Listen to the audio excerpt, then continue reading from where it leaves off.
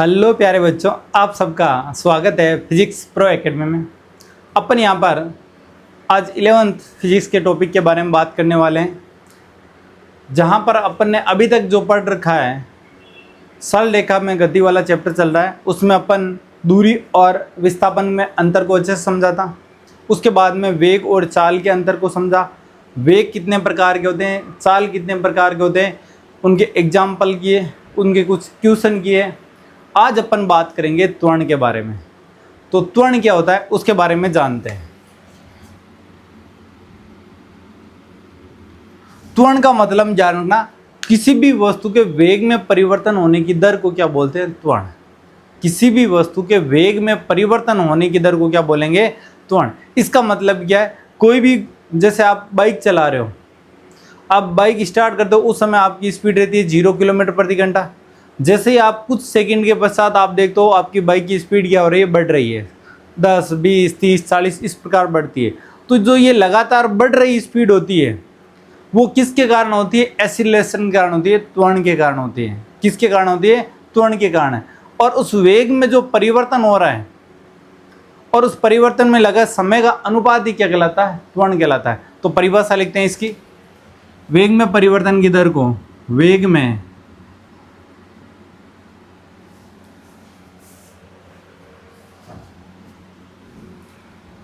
किसी वस्तु के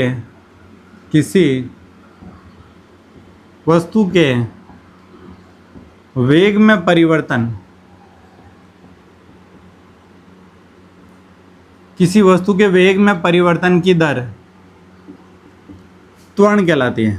त्वरण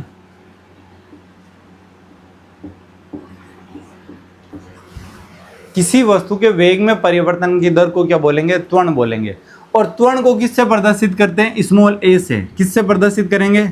स्मॉल ए से। इस चीज को जानना, त्वरण को किससे प्रदर्शित करते हैं? स्मॉल ए से। तो यहाँ पर त्वरण का फॉर्मूला क्या हो जाएगा? डी, वेग में परिवर्तन,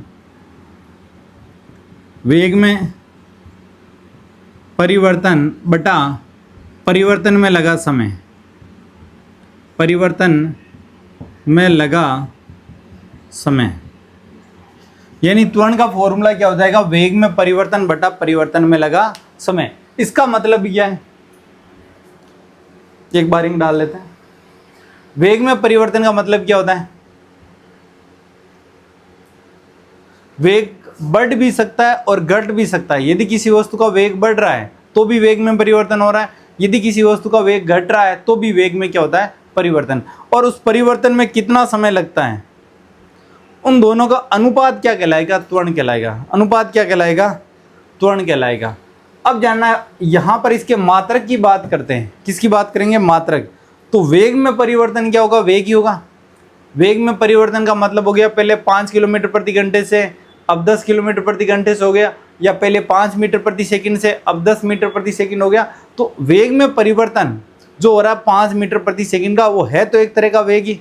तो इसका मात्रक क्या हो जाएगा? मीटर प्रति सेकंड। और लगने वाला समय सेकंड में रहेगा तो मात्रक क्या हो जाएगा? मीटर प्रति सेकंड स्क्वायर। तो मात्रक क्या होगा? यहाँ पर मात्रक की बात करें, मात्रक हो जाएगा मीटर प्रति सेकंड स्क्वायर। मात्रक क्या होगा? मीटर प्रति सेकंड स्क्वायर। अब जाना, त्वरण कैसी राशि है? तो त्वरण कैसी राशि होगी? सदिश राशि होगी। कैसी राशि होगी? तो त्वरण सदिश राशि है। त्वरण सदिश राशि है। अब जानना, सदिश राशि है तो इसकी डायरेक्शन कौन सी होगी? आप बताओ कमेंट करके कि त्वरण की जो दिशा होगी वो कौन सी होगी। सभी बच्चे कमेंट करेंगे, देखते हैं कितने बच्चे सही जवाब दे पाते।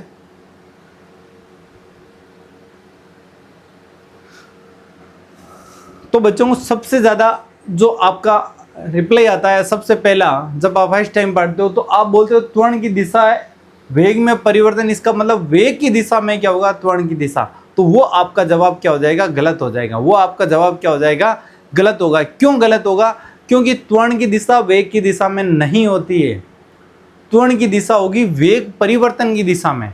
किस दिशा में होगी? वेग परिवर्तन की दिशा में। तो जानना, जो त्वरण की दिशा होगी वो किसकी होगी? वेग परिवर्तन की दिशा। यदि वेग बढ़ रहा है तो त्वरण की दिशा वेग की दिशा में हो जाएगा। यदि वेग घट रहा है तो त्वरण की दिशा वेग के विपरीत दिशा में होगा। तो अपन वेग की त्वरण की दिशा क्या लिखेंगे?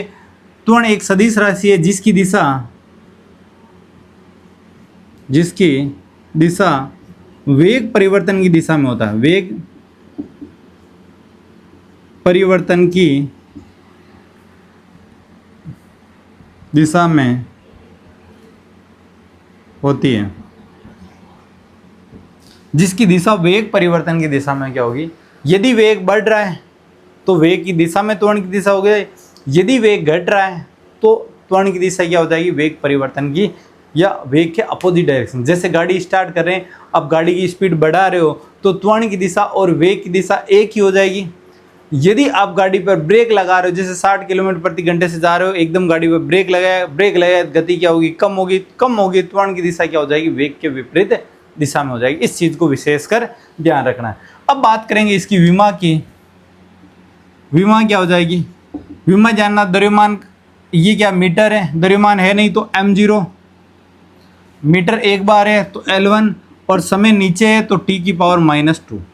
ये इसकी क्या हो जाएगी? v में सूत्र हो जाएगी। ये इसका क्या हो जाएगा? v में सूत्र। आपको सीधा याद रखना है LT-2। आपको पूछ ले विमा क्या होगी तो LT-2। तो विमा क्या होगी? LT-2। इस चीज को विशेषकर जानना है। ये त्वरण होता है वेग में परिवर्तन की दर, यानी वेग परिवर्तन और परिवर्तन में होने वाला समय का अनुपात ही क्या कहलाता है? त्वरण कहलाता है। त्वरण को ए से प्रदर्शित करेंगे। ये सदिश राशि है, इसकी दिशा वेग परिवर्तन की दिशा में होगी। यदि वेग बढ़ रहा है तो वेग की दिशा में त्वरण की दिशा है, यदि वेग घट रहा है तो वेग के अपोजिट साइड में त्वरण की दिशा होगी। और विमा क्या हो जाएगी यहाँ पर? LT-2, और मात्रा क्या होगा? मीटर प्रति सेकेंड स्क्वायर। अब अपन बात करेंगे त्वरण कितने प्रकार का होता है। तो त्वरण भी 4 प्रकार के होते हैं। त्वरण भी कितना प्रकार का होगा? 4 प्रकार का। पहला रहेगा एक समान त्वरण, दूसरा रहेगा असमान त्वरण, तीसरा रहेगा औसत त्वरण, और चौथा रहेगा तात्क्षणिक त्वरण। तो चारों प्रकार को एक एक करके समझते हैं।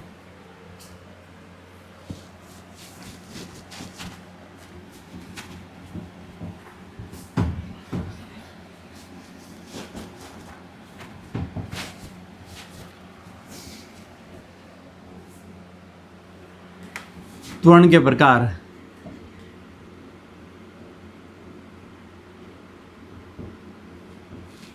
तो सबसे पहले क्या हो जाएगा? एक समान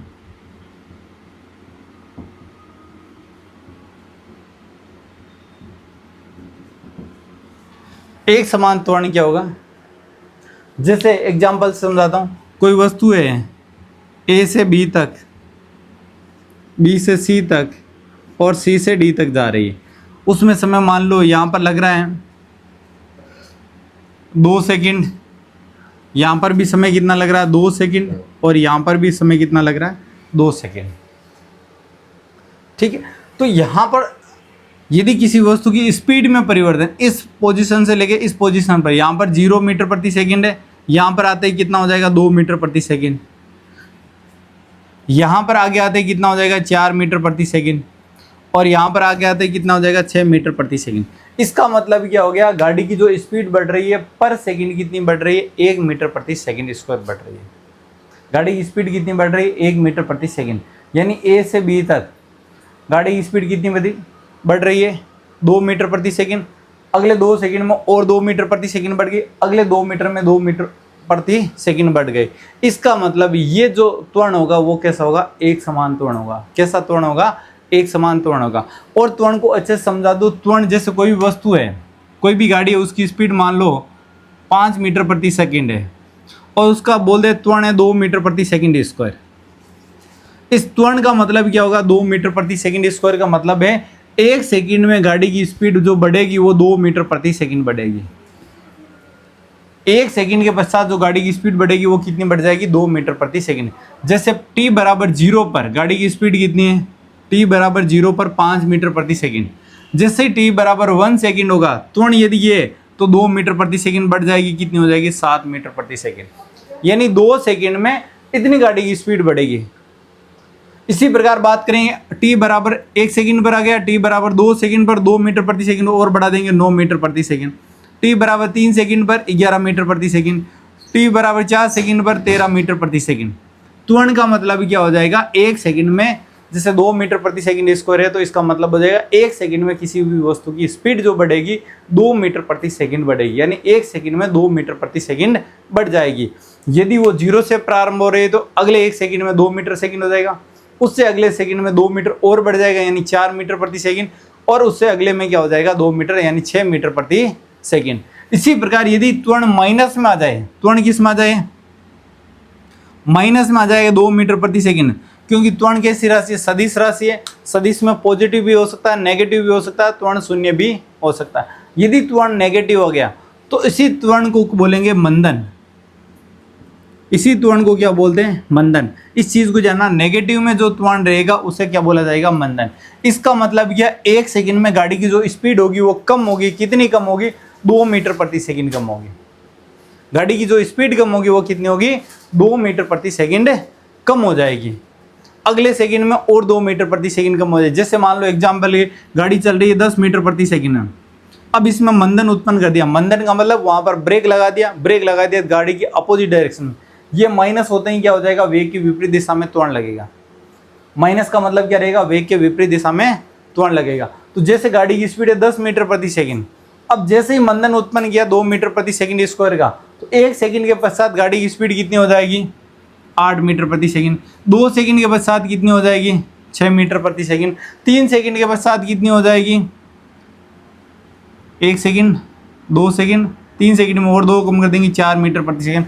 यानी माइनस का मतलब हो गया पर सेकंड वो स्पीड घटेगी, और प्लस का मतलब हो जाएगा पर सेकंड वो स्पीड बढ़ेगी। तो एक समान त्वरण का मतलब हो गया, यदि कोई वस्तु में त्वरण एक समान रूप से हो, यानी गाड़ी निश्चित समय अंतराल में जो स्पीड बढ़ रही है वो भी क्या बढ़ रही है, निश्चित बढ़ रही है, तो उसे बोलेंगे एक समान त्वरण। उसे क्या बोलेंगे, एक समान त्वरण। अब इसकी लैंग्वेज किस प्रकार लिखेंगे,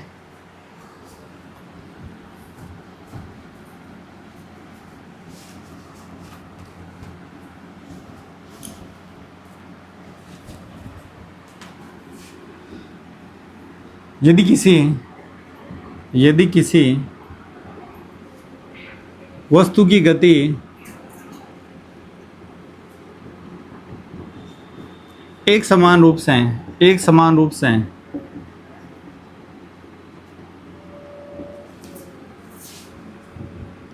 बढ़ती है तो वस्तु में उत्पन्न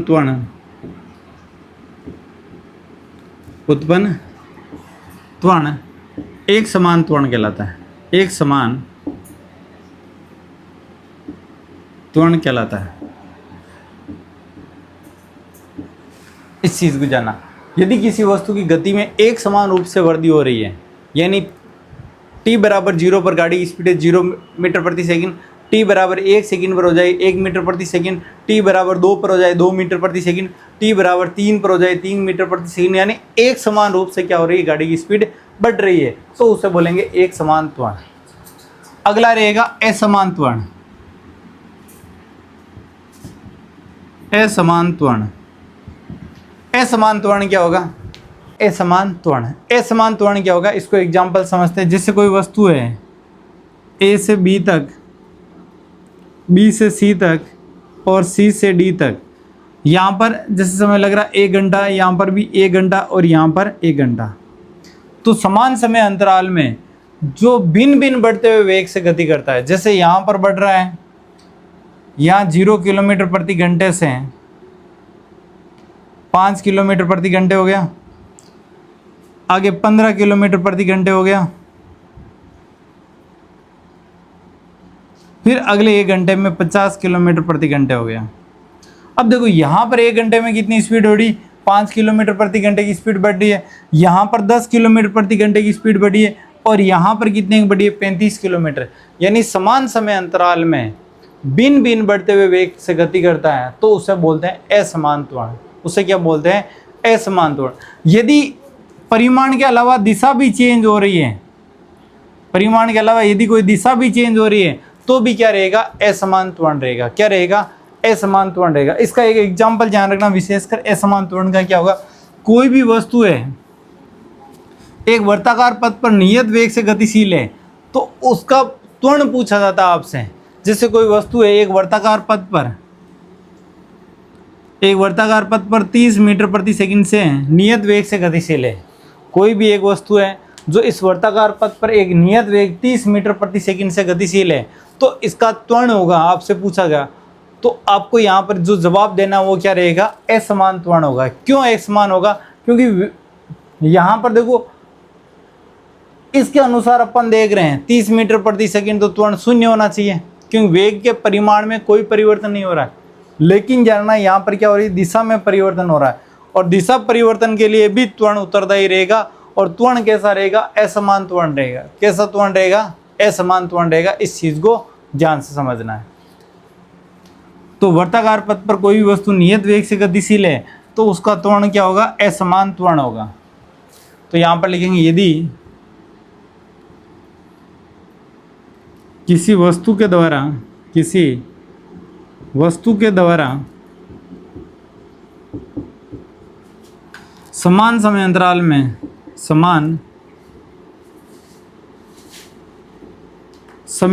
में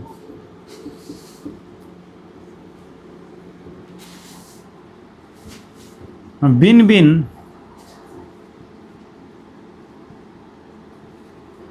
बढ़ते हुए वेग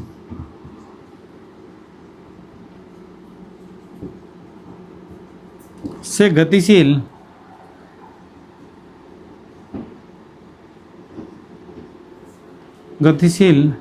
वस्तु का त्वरण असमान त्वरण होगा। असमान त्वरण होगा। यानी कोई वस्तु है समान समय अंतराल में भिन्न भिन्न बढ़ते हुए वेग से गति करता है तो उसे क्या बोलेंगे? असमान त्वरण। यहां पर केवल और केवल परिभाषा पर फोकस करना है। अगला जो रहेगा औसत त्वरण और तात्क्षणिक त्वरण, वहां से आपके क्वेश्चन बनते हैं। तो अगला देखेंगे औसत त्वरण क्या होता है।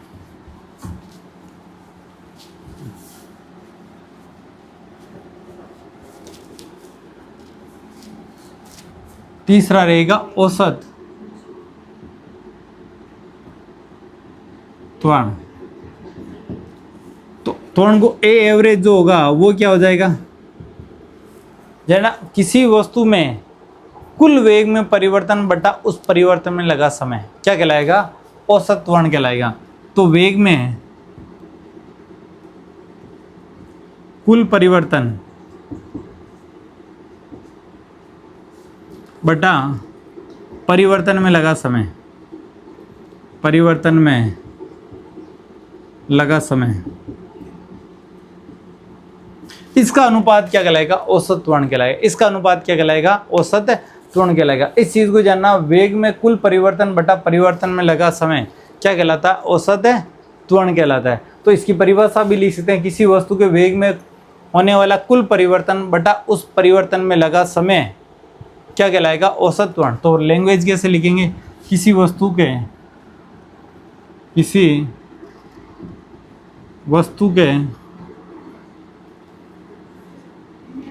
वेग में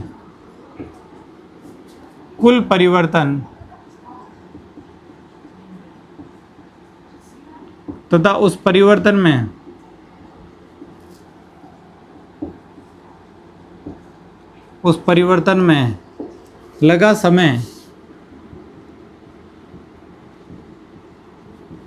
का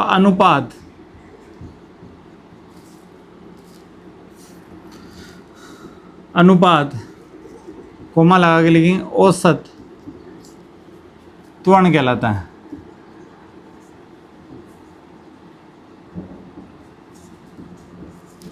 ठीक, किसी वस्तु के वेग में कुल परिवर्तन तथा उस परिवर्तन में लगा समय का अनुपात क्या कहलाएगा? औसत त्वरण कहलाएगा। ये इसका परिभाषा रह जाएगा। अब यदि मान लें t1 समय पर वस्तु का वेग हो गया v1, t2 समय पर वस्तु का वेग हो गया v2, तो उस कंडीशन में v एवरेज का फॉर्मूला क्या हो जाएगा? v एवरेज बराबर v2 माइनस v1 बटा t2 minus t1। v average का फॉर्मूला ये रहेगा। ठीक है। इसी प्रकार यदि इसको मैं क्या लिखना चाहूँ, डेल्टा v के रूप में लिख सकता हूँ। v एवरेज बराबर क्या हो जाएगा? डेल्टा v बटा डेल्टा t। औसत वेग के तीनों फॉर्मूले अपन उपयोग में लेंगे। कौन कौन सा फॉर्मूला रहेगा? एक तो वी एवरेज बराबर V2 माइनस V1 बटा T2 माइनस T1। इसका मतलब T1 समय पर वस्तु का वेग V1 होगा और T2 समय पर वस्तु का वेग क्या होगा? V2 होगा। अब ये वेग में परिवर्तन है तो इसको डेल्टा V से प्रदर्शित करेंगे, यहाँ पर समय में परिवर्तन है किससे प्रदर्शित करेंगे? डेल्टा T से। ये अपने पास रहेगा औसत त्वरण। ये क्या रहेगा? औसत त्वरण। अब इसका एक क्वेश्चन करते हैं। क्वेश्चन किस प्रकार से होगा? क्वेश्चन अपन ने सिंपल तरीके से जिस प्रकार अपन ने औसत वेग निकाला था उसी प्रकार औसत त्वरण निकाल सकते हैं। यदि मेरे पास वेग का समीकरण दिया रहे, क्या समीकरण दिया रहे? जिससे मेरे पास क्वेश्चन मिलेगा किसी वस्तु के वेग का समीकरण v बराबर 2t² माइनस 3t है। 2t² माइनस 3t है। आपको बोला t बराबर 1 सेकंड से 3 सेकंड के मध्य औसत त्वरण ज्ञात कीजिए। औसत त्वरण ज्ञात कीजिए। तो जानना t बराबर 1 सेकंड से 3 सेकंड के मध्य औसत त्वरण पूछा तो t बराबर 1 सेकंड पर वेग ज्ञात कर सकता हूँ, t बराबर 3 सेकंड पर वेग ज्ञात कर सकता हूँ। तो यहाँ पर t बराबर 1 सेकंड पर वेग क्या हो जाएगा? t बराबर 1 सेकंड, तो वहाँ पर v बराबर क्या हो जाएगा? 2, t का मान 1 माइनस 3 और 1। तो यहाँ पर जो वेग होगा वो क्या हो जाएगा? माइनस का 1 मीटर प्रति सेकेंड, माइनस का 1 मीटर प्रति सेकेंड। इसी प्रकार जानना ये माइनस किसको प्रदर्शित करेगा? प्रारंभिक दिशा क्या? अपोजिट दिशा में। क्या हो जाएगा? प्रारंभिक दिशा के अपोजिट। अब t बराबर 3 सेकंड रख रहा हूँ, t बराबर क्या रखूंगा? 3 सेकंड। तो v बराबर मेरे पास क्या प्राप्त हो जाएगा? v1 हो गया, ये v2 हो जाए। इसको t1 लेंगे, इसको t2। तो 2 3 का स्क्वायर 9 माइनस 3 इंटू 3, तो यहाँ से 18 माइनस 9, तो आंसर हो जाएगा 9 मीटर प्रति सेकेंड। तो v1 और v2 पता चल गया। तो ए एवरेज क्या हो जाएगा? औसत त्वरण हो जाएगा v2 minus v1 t2 minus t1। v2 का मान 9 माइनस v1 का मान -1 बटा 3 माइनस 1, तो ये हो जाएगा 10 बटा 2, तो आंसर आ जाएगा 5 मीटर प्रति सेकेंड स्क्वायर। ये इसका औसत त्वरण निकल के आ जाएगा। क्या निकल के आ जाएगा? औसत त्वरण।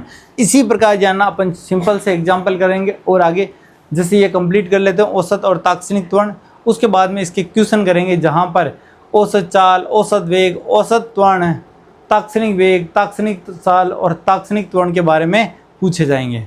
तो जो अगला टॉपिक रहेगा अपना तात्क्षणिक त्वरण। तात्क्षणिक त्वरण का मतलब हो गया किसी भी निश्चित क्षण पर वस्तु का जो त्वरण होगा उसे ही क्या बोलेंगे? तात्क्षणिक त्वरण कहते हैं। देखो किस प्रकार इसको लिखेंगे।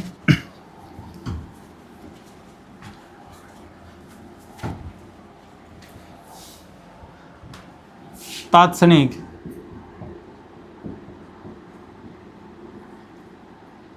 त्वरण। तात्क्षणिक त्वरण क्या होगा? किसी निश्चित क्षण पर, किसी निश्चित क्षण पर, किसी निश्चित क्षण पर वस्तु का त्वरण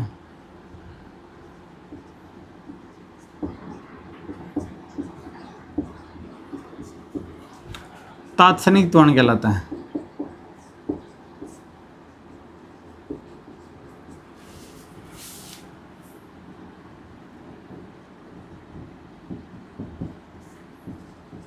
यानी किसी निश्चित क्षण पर जो वस्तु का त्वरण होगा वही क्या कहलाएगा? तात्क्षणिक त्वरण। जैसे मैंने अभी निकाला था ए एवरेज, औसत त्वरण निकाला था। औसत त्वरण का फॉर्मूला था dv बटा डेल्टा टी। अब डेल्टा टी को किसके पास में लेके आऊँगा? 0 के पास में लेके आऊँगा, यानी समय को बहुत ज़्यादा छोटा करता हूँ। उस समय में क्या लिख सकता हूँ? ए एवरेज बराबर लिमिट डालेंगे, limit delta t tends to 0 और ये डेल्टा वी बटा डेल्टा टी, डेल्टा वी बटा डेल्टा टी। अब जानना इस पूरे को मैं क्या लिखता हूँ? डी वी बटा डी टी। तो ये हो जाएगा मेरे पास ए इंस्टेंटेनियस। तात्क्षणिक त्वरण निकालने का तरीका क्या रहेगा? तो वेग का जो समीकरण रहेगा उसका सबसे पहले समय के सापेक्ष अवकलन करके त्वरण का समीकरण प्राप्त करूंगा और उसके बाद में टी का मान रख दूंगा। जिस समय पर मुझे पूछा गया वही टी का मान रखने पर मेरे पास क्या निकल के आ जाएगा? तात्क्षणिक त्वरण निकल के आ जाएगा। जिस प्रकार तात्क्षणिक चाल निकाला था उसी प्रकार तात्क्षणिक त्वरण निकालेंगे। तो अब इन सभी को एक साथ में क्वेश्चन करते हैं। मैं क्वेश्चन लिख देता हूँ, उसके बाद में एक एक करके क्वेश्चनों के जवाब देते हैं। अब देखो ये क्वेश्चन लिख दिए, s बराबर t³ plus 4t² plus 2t metre में है। ठीक है, ये आपको स्थिति समीकरण दे दिया या विस्थापन समीकरण दे दिया। अब आपको पूछ लिया t बराबर 0 सेकेंड व 2 सेकेंड के मध्य वेग ज्ञात करना और त्वरण ज्ञात करना है। दूसरा क्वेश्चन दे दिया t बराबर 1 सेकेंड पर वेग ज्ञात करना और त्वरण ज्ञात करना।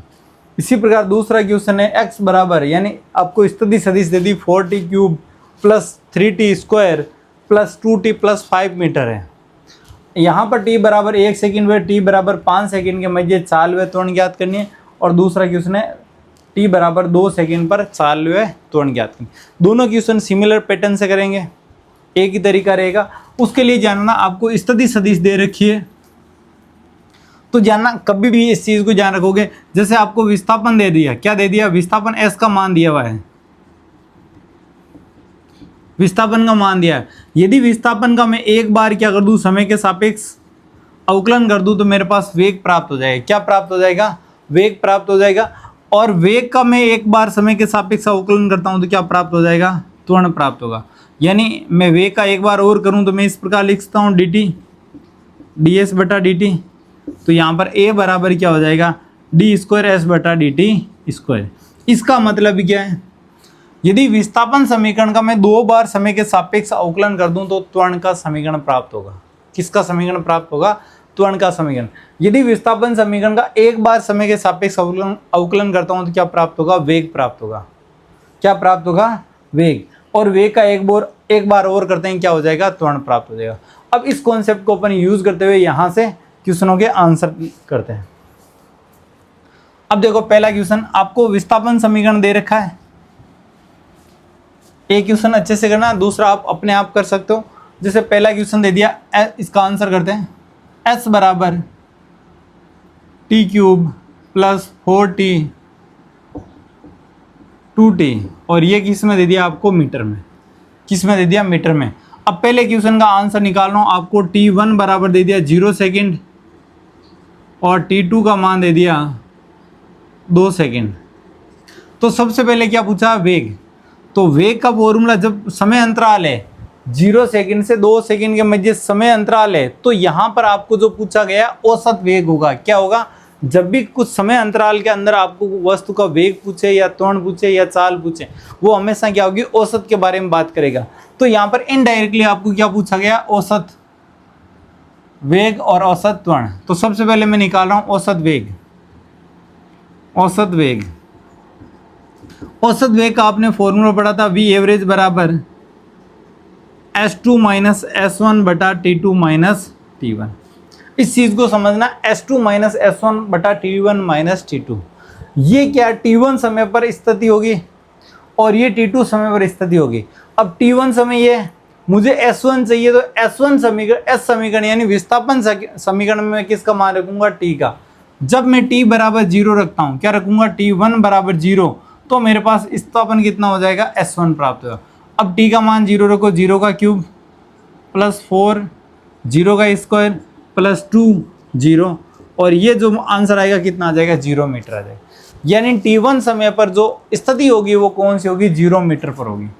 इसी प्रकार t2 का मान निकल सकता हूँ, t2 बराबर कितना हो जाएगा, 2 सेकेंड। अब यहाँ पर जो स्थिति होगी वो कौन सी हो जाएगी, s2 हो जाएगी। कौन सी होगी, s2। अब इस समीकरण में वैल्यू रख रहा हूँ 2 का क्यूब,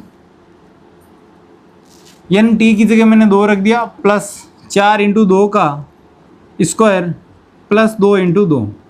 तो सॉल्यूशन करेंगे, 2 का क्यूब कितना हो जाएगा 8, 2 का स्क्वायर 4 और 4 16 प्लस 4 कितना हो गया 28 मीटर। कितना हो गया 28 मीटर। आपको S1 और S2 प्राप्त हो गया, तो इस फॉर्मूले में वैल्यू रख सकते हैं आसानी से।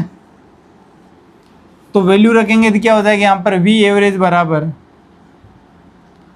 S2 की जगह कितना हो जाएगा 28 माइनस S1 की जगह कितना हो जाएगा 0 बटा में T2 कितना है 2 सेकेंड माइनस 0, तो यहाँ पर क्या हो जाएगा 28 बटा 2, तो आंसर हो जाएगा 14 मीटर प्रति सेकेंड।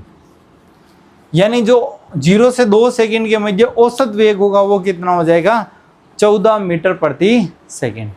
अब यहाँ पर औसत त्वरण पूछा गया है। क्या पूछा गया है? त्वरण पूछा गया है। त्वरण किस प्रकार निकालेंगे? तो त्वरण निकालने का फॉर्मूला क्या होगा? औसत त्वरण का फॉर्मूला होता है जानना ए एवरेज बराबर V2 माइनस V1 बटा T2 माइनस T1। अब जानना T1 समय पर वस्तु का वेग देखेंगे और T2 समय पर वस्तु का क्या देखेंगे? वेग। लेकिन आपको समीकरण कौन सा दिया हुआ? विस्थापन का दिया, वेग का समीकरण ही नहीं है। जब वेग का समीकरण दिया हुआ नहीं है तो अपने को वेग के समीकरण में परिवर्तित करना पड़ेगा। किसको? विस्थापन समीकरण को। और विस्थापन समीकरण का यदि एक बार समय के सापेक्ष अवकलन करता हूं तो मेरे पास जो आंसर आएगा वो क्या होगा? वेग का समीकरण होगा। तो यहां पर मैं वेग का समीकरण प्राप्त करने के लिए क्या लिखूंगा? v बराबर ds बटा dt। तो मैं s का समीकरण लिख दूं यहाँ पर t cube plus 4t² plus 2t। अब यहाँ से मेरे पास वेग का समीकरण आ जाएगा कितना? 3t² plus 8t plus 2। ये मेरे पास वेग का समीकरण आ गया। अब मेरे पास वेग के समीकरण T1 का मान रखूंगा तो V1 प्राप्त हो जाएगा, T2 का मान रखूंगा तो मेरे पास क्या प्राप्त हो जाएगा? V2 का मान प्राप्त हो जाएगा। अच्छा, ये नाम पर नहीं दिख रहा है क्या? तो एक बार ये देख लो, इसको हटा के वापस करना है। जो औसत वेग रहेगा, औसत वेग वो कितना प्राप्त हो जाएगा? S2 माइनस S1 बट्टा में हो जाएगा T2 माइनस T1। इसका मतलब T1 समय को विस्थापन समीकरण में रखेंगे तो S1 प्राप्त हो जाएगा, T2 समय को विस्थापन समीकरण में रखेंगे तो क्या प्राप्त हो जाएगा? S2 प्राप्त हो जाएगा। तो मैंने T1 बराबर 0 सेकेंड विस्थापन समीकरण रखा तो मेरे पास वैल्यू कितनी आ गई? 0 मीटर आ गई। कितनी आ गई? 0 मीटर। इसी प्रकार T2 बराबर 2 सेकेंड इस समीकरण में रखा तो मेरे पास वैल्यू कितनी आ गई? 28 मीटर आ गई। यानी S2 28 आ गया, S1 0 आ गया, T2 पता, S1 पता, सारे मान पता, तो वैल्यू रखेंगे 28 माइनस 0 बटा 2 माइनस 0। तो 28 बटा 2, तो यहाँ पर V एवरेज बराबर जो पहले क्वेश्चन का आंसर है औसत वेग, पहले क्वेश्चन का जो आंसर है औसत वेग वो कितना हो जाएगा? 14 मीटर प्रति सेकेंड। अब मैं यहाँ पर हटा रहा हूँ इसको।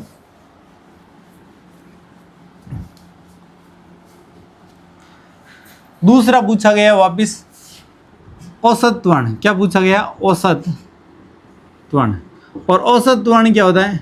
V2 माइनस V1 बटा T2 माइनस T1। इसका मतलब क्या है? समय के जो मान है T1 और T2 वे वेग के समीकरण में रखेंगे। किस में रखेंगे?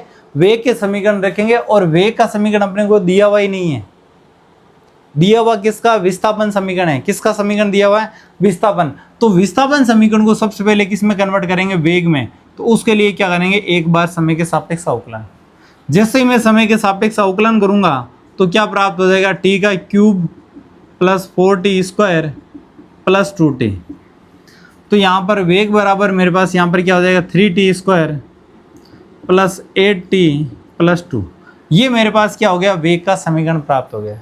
क्या प्राप्त हो गया? वेग का समीकरण प्राप्त हो गया। और वेग के समीकरण यानी T1 का मान यहाँ पर रखेंगे तो V1 प्राप्त हो जाएगा। T1 क्या है? 0 और T2 क्या है? 2 सेकेंड।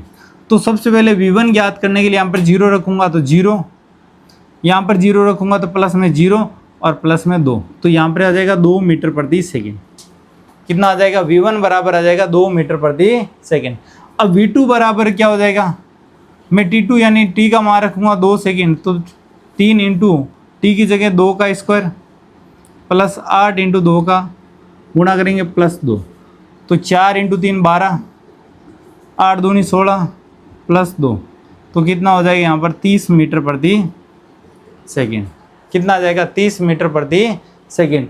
अब जानना V1 और V2 का मान आ गया तो इस फॉर्मूले में वैल्यू रखते हैं। फॉर्मूले में V2 का मान कितना? 30। वापिस देख लो, T², 4 4 3 12, T का मान 2, 2 इंटू 8 16, और यहाँ पर 30 माइनस 2 बटा में 2 माइनस 0, तो यहाँ पर जो वैल्यू बची वो 28 बटा 2, तो यहाँ पर जो आंसर हो जाएगा वो कितना हो जाएगा? 14 मीटर प्रति सेकेंड स्क्वायर। कितना आ जाएगा? 14 मीटर प्रति सेकेंड स्क्वायर निकल के आ जाएगा। तो यहाँ पर दूसरा जो औसत, यहाँ पर औसत वेग था, औसत त्वरण की बात करेंगे, औसत त्वरण की, वो भी कितना निकल के आ गया मेरे पास? 14 मीटर प्रति सेकेंड स्क्वायर। क्या निकल के आ गया? 14 मीटर प्रति सेकेंड स्क्वायर। तो जानना, यदि मेरे पास त्वरण ज्ञात करना, औसत त्वरण ज्ञात करना, तो वेग का समीकरण होना बहुत ज़्यादा जरूरी है। जब वेग का समीकरण नहीं होगा तब औसत त्वरण ज्ञात नहीं कर सकते, इस चीज को ध्यान रखना। अगला रहेगा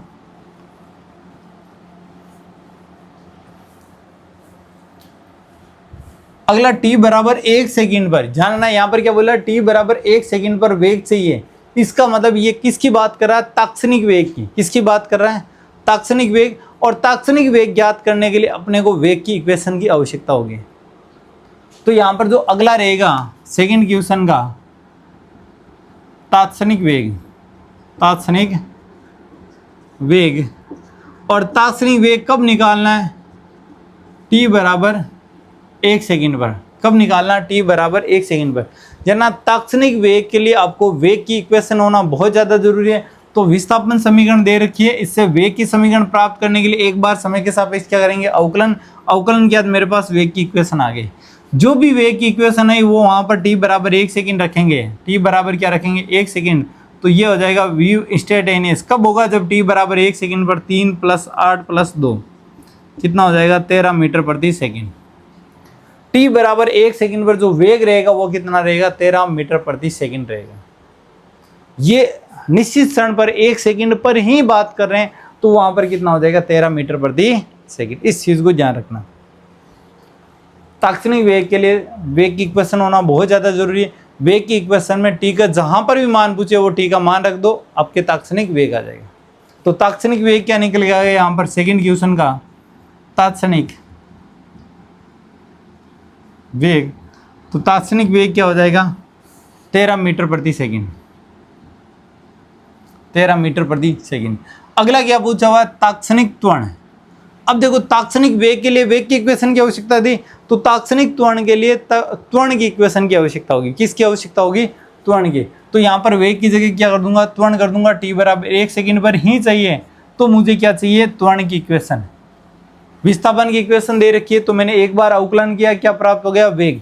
अब वेग का एक बार और अवकलन कर दूं, dv/dt कर दूं, तो मेरे पास क्या प्राप्त हो जाएगा, त्वरण। तो यहाँ पर इसका अवकलन करेंगे, d/dt 3t² + 8t + 2। अब इसका अवकलन करोगे कितना हो जाएगा, 60 + 8, और इसका कांस्टेंट वैल्यू का अवकलन क्या हो जाएगा, 0। कांस्टेंट वैल्यू का अवकलन क्या हो जाएगा, 0 हो जाएगा। अब t बराबर 1 सेकंड पर रखना है, t बराबर 1 सेकंड। तो a इंस्टेंटेनियस जो वैल्यू प्राप्त होगी 6 × 1 + 8, तो 14 मीटर प्रति सेकंड स्क्वायर। तो जो तात्क्षणिक त्वरण आएगा वो कितना निकल के आ जाएगा, 14 मीटर प्रति सेकंड स्क्वायर। 14 मीटर प्रति सेकंड स्क्वायर। इस चीज़ को जानना।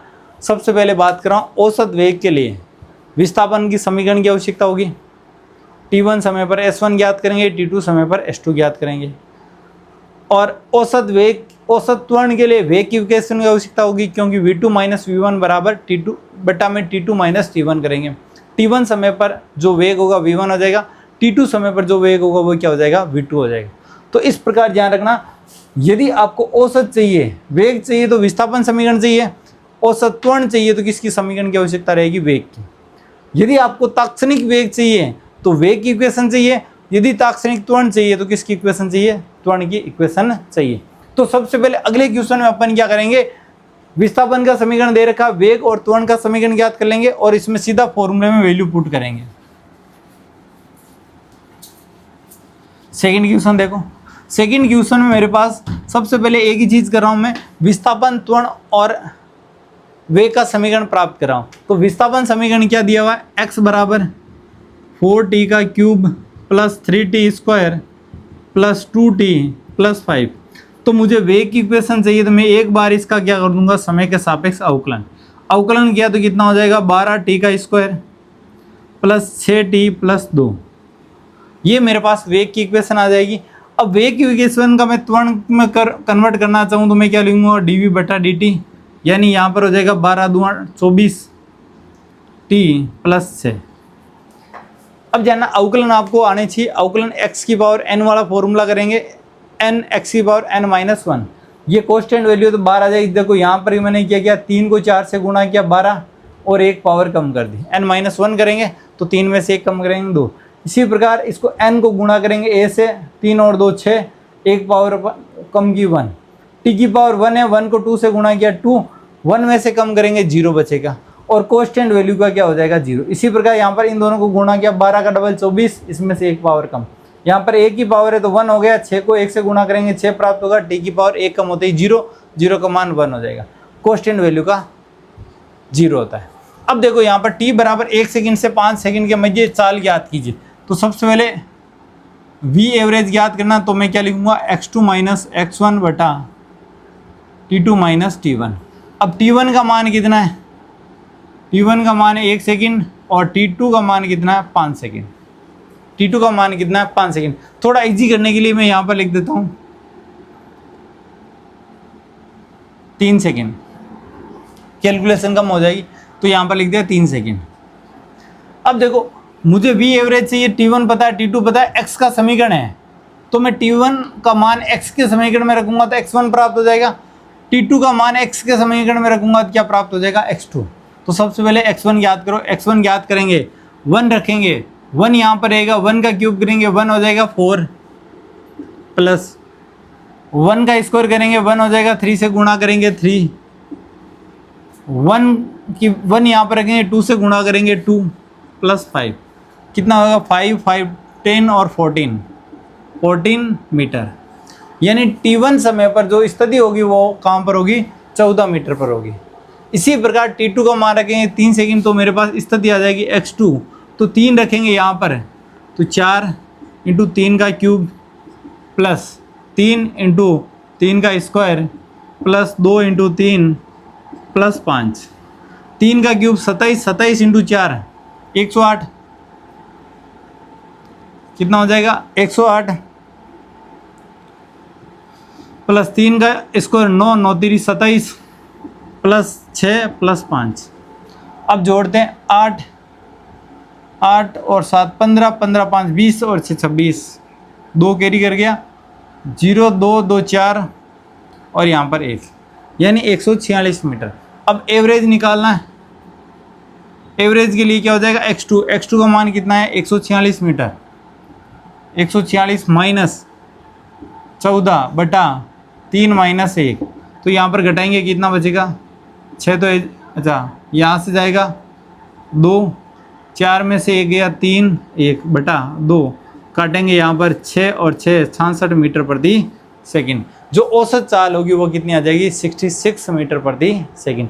इसी प्रकार औसत त्वरण भी निकाल सकते हैं। औसत त्वरण के लिए क्या होगा, ए एवरेज बराबर v2 माइनस v1 बटा t2 माइनस t1। इसका मतलब वेग का समीकरण चाहिए। औसत त्वरण के लिए क्या चाहिए, वेग का समीकरण, और वेग का समीकरण मेरे पास पहले से ही निकाल दिया मैंने। तो वेग के समीकरण में t1 का मान रखूंगा तो v1 प्राप्त हो जाएगा, वेग के समीकरण में t2 का मान रखूंगा तो मेरे पास क्या प्राप्त हो जाएगा v2। तो v1 याद करते हैं, v1 बराबर क्या हो जाएगा t1 क्या है 1 सेकंड, 1 सेकंड रखोगे 1 और 1, 1 से गुणा करेंगे 12, 1 से गुणा करेंगे 6 प्लस 2, तो कितना हो जाएगा 12, 6 प्लस 2 20 मीटर प्रति सेकंड। कितना आ जाएगा 20 मीटर प्रति सेकंड। अब v2 याद करेंगे, v2 कब होगा, t2 का मान वेग के समीकरण, t2 का मान 3 रखते हैं, 3 का स्क्वायर कितना 9, 9 इंटू 12, 12 नम 108 प्लस 3 इंटू 6 18 प्लस 2, जोड़ेंगे कितना 20, 20 और 8 28, 128 मीटर प्रति सेकंड। अब मेरे पास v1 v2 t1 t2 है, तो ए एवरेज निकलने का तरीका इजी हो जाएगा। 128 में से 20 घटाएंगे बटा में 3 माइनस 1, तो 108 बटा 2, तो घटाएं भाग देंगे कितना 54 मीटर प्रति सेकंड स्क्वायर। ये मेरे पास क्या आ जाएगा, औसत त्वरण का मान आ जाएगा। किसका मान आ जाएगा, औसत त्वरण का मान आ जाएगा। तात्क्षणिक त्वरण निकालना है, कब निकालना है, तात्क्षणिक चाल निकालना, t बराबर 2 सेकंड, तो वेग की इक्वेशन में चाल निकालना, तो वेग की इक्वेशन निकाल लूँ, चाल की इक्वेशन निकाल लें। चाल की इक्वेशन में t बराबर 2 रखते हैं, तो यहाँ पर लिख सकते हैं तात्क्षणिक के लिए v इंस्टेंटेनियस, तो सीधा वैल्यू पुट कर रहा हूँ, 12 इंटू 2 का स्क्वायर 4, 12 इंटू 2 का स्क्वायर प्लस 6 इंटू 2 प्लस 2, यानी t का मान मैंने क्या रख दिया, मुझे चाल याद करनी है किस समय पर 2 सेकंड पर, तो t की जगह मैंने क्या रख दिया 2, 2 का स्क्वायर 4 इंटू 12, 2 इंटू 6 और प्लस में 2, तो 12 48, 49, 50 और 12 62 मीटर प्रति सेकंड। कितना आ जाएगा? 62 मीटर प्रति सेकंड। और ए तात्क्षणिक निकालना है, ए इंस्टेंटेनियस। तो उस कंडीशन में त्वरण के मान में क्या रखूंगा? समय। टी का मान यहाँ पर रख रहा हूँ 24 × 2 48, 24 × 2 प्लस में कितना बचा? 6, 24 2 48 और 6 कितना हो जाएंगे? 54 मीटर प्रति सेकंड स्क्वायर। ये इस प्रकार के क्वेश्चन को अपन सोल्व करेंगे। तो जानना, क्वेश्चन सोल्व करने का तरीका बहुत ही सिंपल रहेगा। अवकलन आपको आना चाहिए। अवकलन का जो 2-3 फॉर्मूले विशेषकर उनको प्रैक्टिस करने पड़ेंगे आपको। कौन से फॉर्मूले वो लिख देता हूँ यहाँ पर, यहाँ लिख देता हूँ। जो x की पावर n है d/dx करते हैं, a x की पावर n है, मेनली यही फॉर्मूला यूज कर रहा हूँ। a को बाहर लूंगा, n x की पावर n-1 इस फॉर्मूले का अपन अभी तक जो अवकलन का उपयोग किया, केवल एक ही फॉर्मूले का उपयोग किया है, ठीक है। इसी फॉर्मूले का उपयोग किया। a x की पावर n, x के सापेक्ष करेंगे तो a को n से गुणा कर दिया और n की पावर में क्या करेंगे? 1 कम करेंगे। तो वीडियो को देखते रहना, शेयर करते रहना। बहुत ही सिंपल तरीके से अपन सॉल्यूशन कर सकते हैं। और चैनल को ज़्यादा से ज़्यादा शेयर करें, सब्सक्राइब करें, लाइक करें और कमेंट जरूर करें।